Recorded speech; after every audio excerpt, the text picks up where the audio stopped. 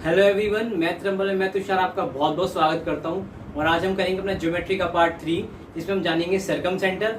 और exam perspective से ये टॉपिक काफी इंपॉर्टेंट है, क्योंकि लगातार एसएससी वगैरह में से सवाल आते रहे हैं। तो बिना किसी तरीके जानते हैं क्या होता है सर्कम सेंटर। पहले बताता हूँ क्या होता है आपको। तो बेसिकली सर्कम सेंटर क्या होता है, जो इंटरसेक्शन पॉइंट है ये किसी ट्राइंगल के अंदर किन चीजों का, परपेंडिकुलर बाइसेक्टर्स का।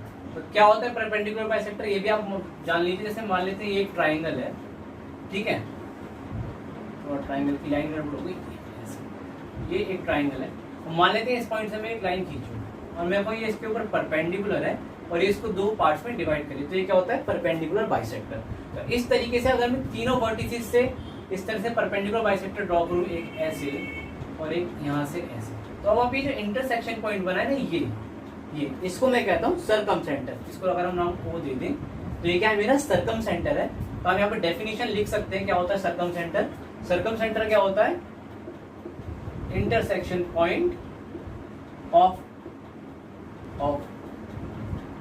ऑल परपेंडिकुलर का साइन ये होता है परपेंडिकुलर बाइसेक्टर्स, ठीक है। ये क्या होता है, मेरा सर्कम सेंटर होता है, ठीक है। अब देखिए सर्कम सेंटर की कुछ प्रॉपर्टीज में क्या है, वो प्रॉपर्टीज देखिए पहले। अगर मान लेते हैं ट्राइंगल मेरा ए बी सी है, तब देखिए इसमें ये जो है ना पॉइंट, ये सभी वर्टिसेस से यानी ए से बी से सी से क्या है, इक्वी डिस्टेंस पे है। क्या है, इक्वी डिस्टेंस पे। तो आप लिख सकते हैं यहाँ पे पॉइंट ओ, जो कि मेरा क्या है सर्कम सेंटर है, इज इक्वी डिस्टेंस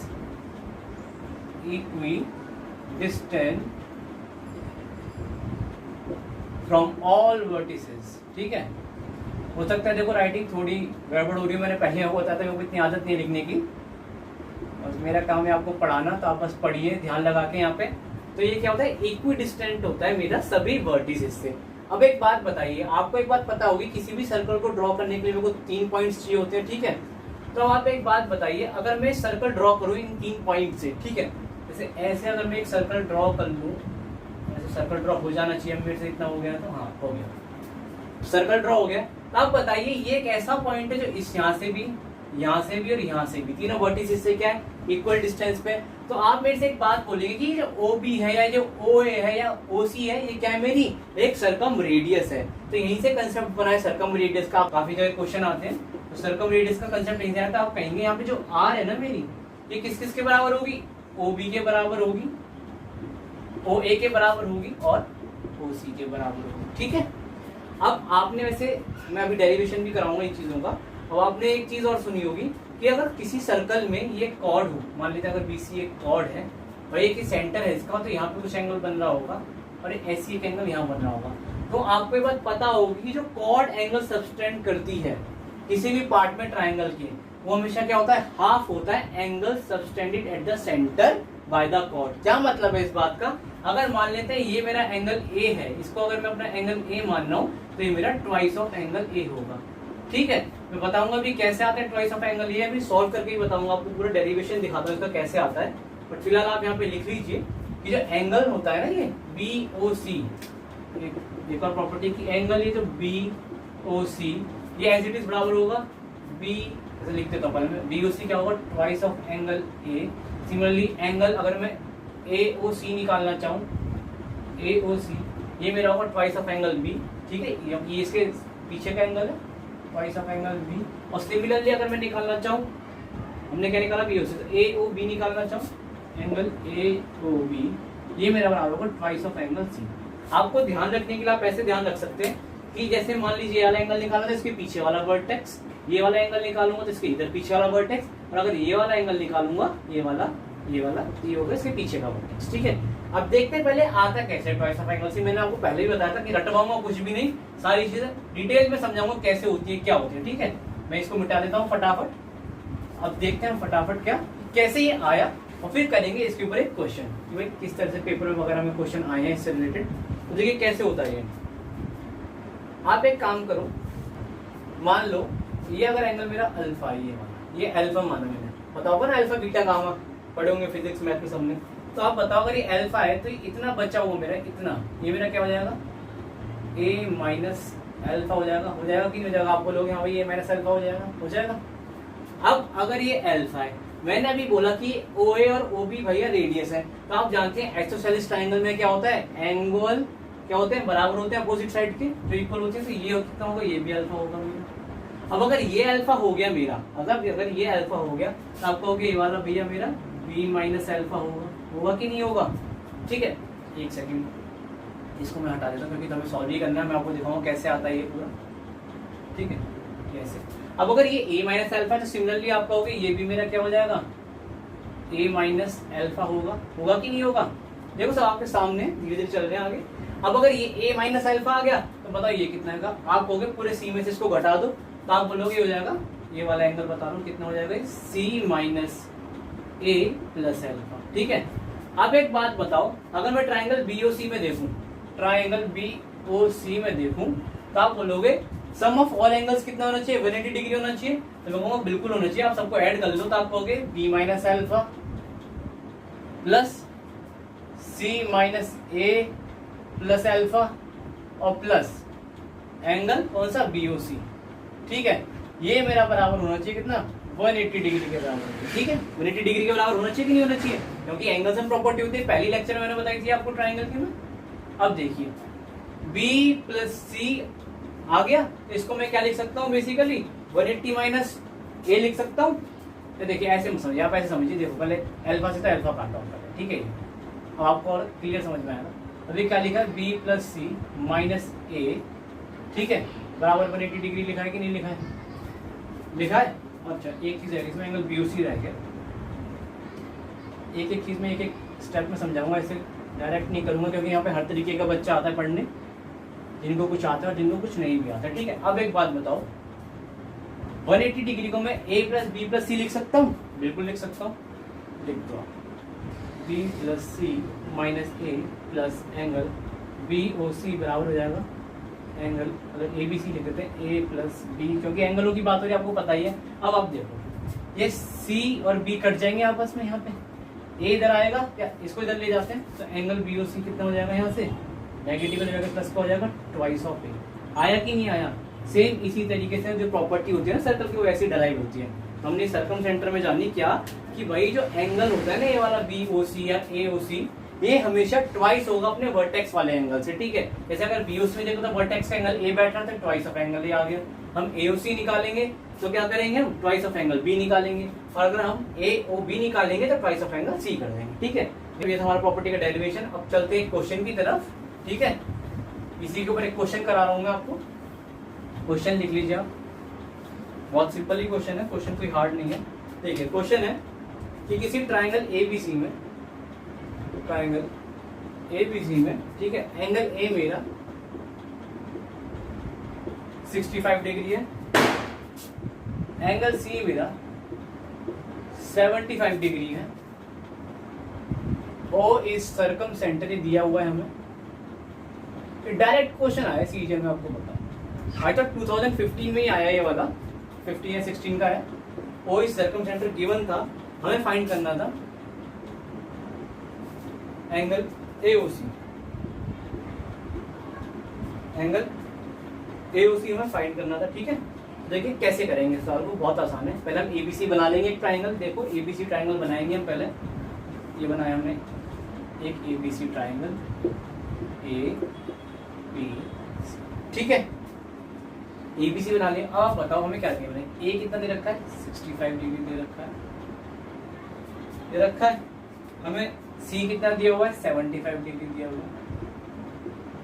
ठीक है, और ये O सेंटर मेरे को दे दिया, मेरे से पूछा क्या है, ये वाला है, ये यहाँ से ऐसे और ये ऐसे, ये पूछा है। तो कैसे निकालेंगे, मैंने अभी बताया, अगर मेरे को वर्टेक्स एंगल पता हो तो मैं इसका ट्वाइस करके बता सकता हूँ। आप कहोगे हाँ भैया बिल्कुल बता सकते हो आप मेरे को।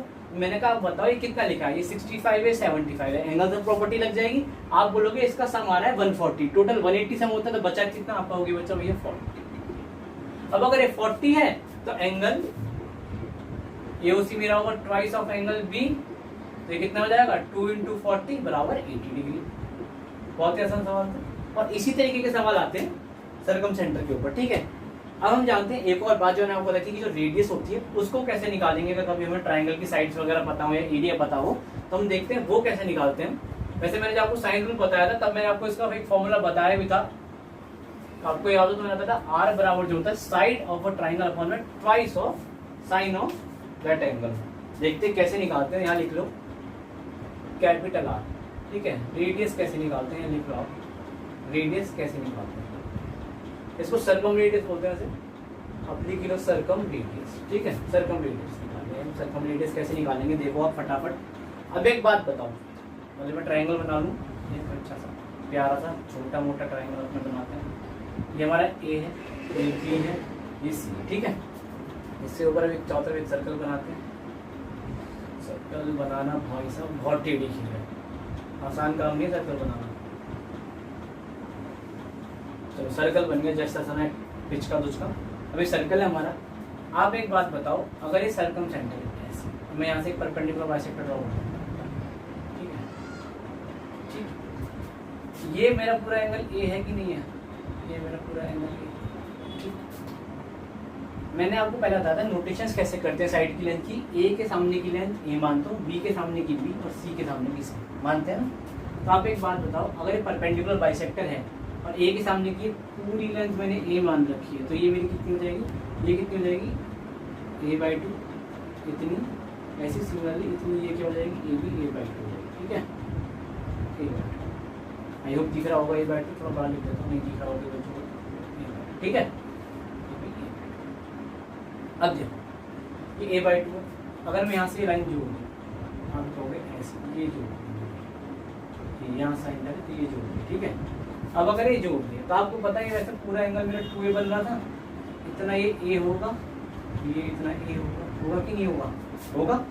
अब आप एक काम करो, यहाँ पे साइन a लगा लो और ये क्या मेरी रेडियस है, ये कितनी मेरी रेडियस, ठीक है, रेडियस है और से नहीं बना।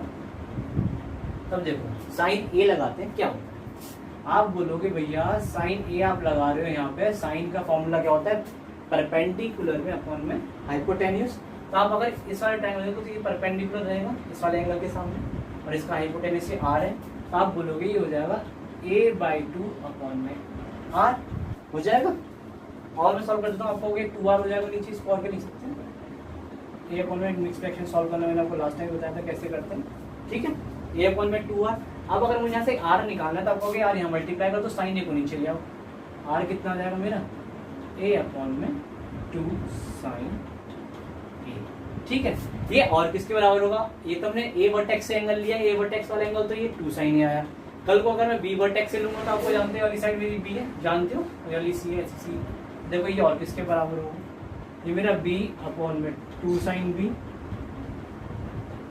और ये और किसके बराबर होता है c अपॉन में 2 साइन c, ठीक है। आई होप ये क्लियर होगा। ये तो इसका पहला फॉर्मूला है रेडियस निकालने का, कब, जब हमें अगर ये एंगल पता हो और हमें ये साइड पता हो, ठीक है, उसके सामने। एक और फॉर्मूला देखते हैं जिसमें हम क्या करेंगे, ट्राइंगल के एरिया का यूज करेंगे, वो वाला फॉर्मूला भी देख लेते हैं और कैसे निकलता है। तो यहाँ तक तो आपको समझ में आई है, ये मिटा देता हूँ मैं, इतना मैं मिटा देता हूँ, ठीक है, इसकी क्योंकि आगे जरूरत पड़ेगी। अब आप एक बात बताइए, मैंने आपको एरिया का एक फॉर्मूला बताया था पहले सेशन में, क्या कि जो डेल होता है यानी एरिया ऑफ ट्राइंगल वो होता है हाफ इंटू ये जो एंगल वाली साइड यानी बी और सी इंटू में, ठीक है, इंटू में बी इंटू में सी और इंटू में ये एंगल, जो एंगल इंटू में साइन। बताया था आपको, ये बात बताई थी। आप अगर मैं आपसे यहाँ से साइन ए की वैल्यू पूछूं, अगर मैं आपसे यहाँ से साइन ए की वैल्यू पूछूं तो आप मेरे से बोलोगे भैया साइन ए की वैल्यू है a/2r, तो फटाफट इस वैल्यू को यहाँ ला के रख दो, ठीक है। मैं बोलूंगा अब ये कितना हो जाएगा मेरा, यहाँ से डेल बराबर आ जाएगा बी सी है ऑलरेडी, ए ऊपर साथ में मल्टीप्लाई हो जाएगी ए इंटू में बी इंटू में सी, ये हाफ ऑलरेडी है, एक टू यहाँ से आएगा, हो जाएगा अपना 4r, ठीक है। अब r निकाल लिए, r क्या हो जाएगा मेरा ए बी सी अपॉन में 4 डेल, डेल मेरा क्या होता है एरिया, ठीक है। कर ये तो थे फॉर्मूले 2 जो हमने जाने भी सर्कम रेडियस के, ठीक है। अब हम करते हैं इसके ऊपर कुछ क्वेश्चन जो प्रीवियस ईयर में आए हुए हैं, ठीक है। चलो बिना किसी देरी के शुरू करते हैं क्वेश्चन करना, फटाफट इसको मैं हटा देता हूँ फटाफट। क्वेश्चन दिया गया है इन ट्राइंगल एबीसी, ये क्वेश्चन भी आया 2017 के प्री में आया हुआ है, in triangle ABC angle B बराबर 65 डिग्री है और एंगल सी बराबर मेरे पास 85 डिग्री है। ठीक है, फिगर्स तो काफ़ी अच्छे अच्छे लग रहे हैं, 65 85। ठीक है, और बी सी दी गई है मेरे को, बी सी बराबर 14 दी हुई है और मेरे को बोला है फाइंड सर्कमफ्रेंस। अच्छा, एक और चीज़ लिख लो, ओ इज सर्कम सेंटर, क्या लिखा हुआ है, O is circumcentre, find radius. ठीक है, मैंने फिगर नहीं बनाया है, पेपर में फिगर था इसका, वैसे अब बना देता हूँ फिगर क्या है इसका। देखो कैसे करेंगे इस सवाल को, बहुत आसान सवाल है वैसे तो ये। पहले हम फिगर बना लेते हैं, ए बी सी एक ट्रायंगल बनाते हैं, ए थोड़ा बी ऐसे टेढ़ा रहेगा, बाकी 85 डिग्री का एंगल है, थोड़ा अजीब सा। तो ठीक है, देख लेते हैं फटाफट, ए है, ये बी है, ये सी है। अच्छा, बी 65, ये 65 डिग्री है, ये 85 डिग्री है। ठीक है, हमें क्या दिख रही है, बी सी 40, ये वाली 40। हमसे क्या पूछ रहा है, सर्कम रेडियस पूछ रहा है। ठीक है, फाइंड रेडियस। बेसिकली मान लेते हैं अगर ये सर्कम सेंटर है इसका, तो आप एक बात बताओ, ये यहाँ से ऐसे जोड़ देता हूँ अगर मैं। ठीक है, अब आप बोलोगे कि भाई ये एंगल कितना है, पहले तो मुझे बताओ। आप बोलोगे 65 + 85 कितना हो गया मेरे पास, 150 डिग्री। 180 में से माइनस करेंगे कितना आएगा, 30 डिग्री। ठीक है, 30 आएगा, 30 डिग्री आ जाएगा। आर निकालना है, क्या हो जाएगा, a/2 sin a, ये लिखिए साइड पूरी, बी सामने वाली ए मानते तो क्या हो जाएगा, 14/2 sin 30 डिग्री। साइन 30 की वैल्यू 1/2 होती है, हो जाएगा 14/2 इंटू में 1/2 से 2 कट जाएगा। देखो आंसर 14 ही आ गया, मेरी आर कितनी आ गई, 14। यही क्या मेरा आंसर। तो ये तो था हमारा आखिरी क्वेश्चन है, और इसी क्वेश्चन के साथ अब मैं आपसे लेता हूँ अलविदा। अब आपसे मुलाकात होगी अगले सेशन में, जिसमें हम पढ़ेंगे इन सेंटर और जानेंगे उससे जुड़ी जुड़ी छोटी बातें, और करेंगे बहुत ही अच्छे अच्छे सवाल जो कंबाइंड आते हैं सर्कम सेंटर और इन सेंटर के ऊपर। तो आई होप आपको ये पसंद आया होगा, पसंद आया तो प्लीज़ आप इसको लाइक कीजिए, शेयर कीजिए, सब्सक्राइब कीजिए चैनल को अगर आप पहली बार आ रहे हैं। Thank you so much for watching this.